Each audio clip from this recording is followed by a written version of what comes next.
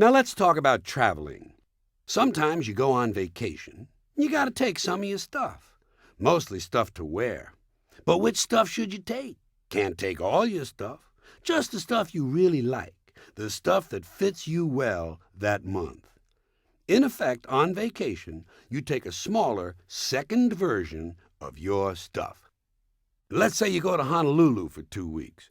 You gotta take 2 big suitcases of stuff. 2 weeks, 2 big suitcases. That's the stuff you check onto the plane. But you also got your carry-on stuff. Plus the stuff you bought in the airport. So now you're all set to go. You got stuff in the overhead rack, stuff under the seat, stuff in the seat pocket, and stuff in your lap.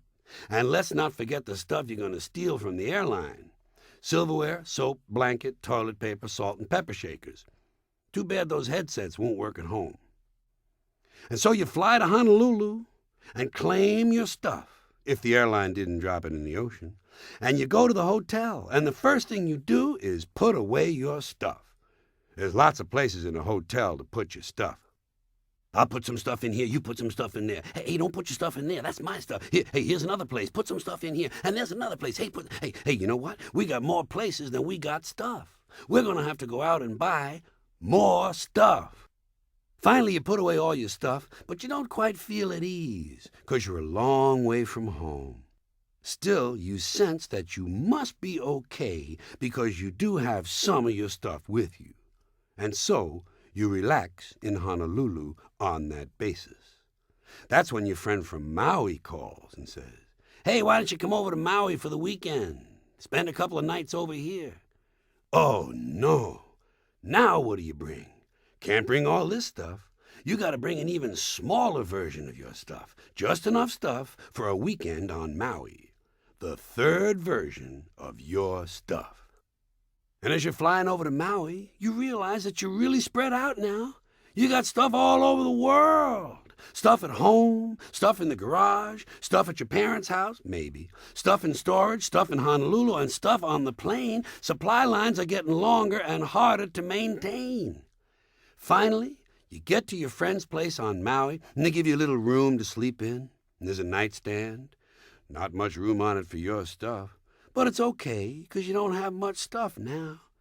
You got your 8x10 autograph picture of Drew Carey, large can of Gorgonzola-flavored Cheese Whiz, a small unopened packet of brown confetti, a relief map of Corsica, and a family-sized jar of peppermint-flavored petrified egg whites.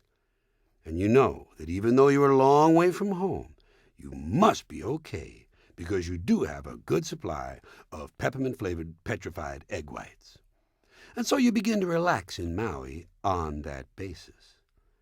That's when your friend says, "Hey, I think tonight we'll go over the other side of the island to visit my sister. Maybe spend the night over there." Oh, no. Now what do you bring? Right. You got to bring an even smaller version, the fourth version of your stuff. Just the stuff you know you're going to need. Money, keys, comb, wallet, lighter, hanky, pen, cigarettes, contraceptives, Vaseline, whips, chains, whistles, dildos, and a book. Just the stuff you hope you're going to need. Actually, your friend's sister probably has her own dildos. And by the way, if you go to the beach while you're visiting the sister, you're going to have to bring, that's right, an even smaller version of your stuff. The fifth version. Cigarettes and wallet. That's it. You can always borrow someone's suntan lotion. And then suppose while you're there on the beach you decide to walk over to the refreshment stand to get a hot dog. That's right, my friend. Number 6. The most important version of your stuff. Your wallet. Your wallet contains the only stuff you really can't do without. Well, by the time you get home from Hawaii, you're probably fed up with all your stuff and all the problems it creates. And so about a week later, you clean out the closet, the attic, the basement, the garage, the storage locker, and all the other places you keep your stuff, and you get things down to manageable proportions.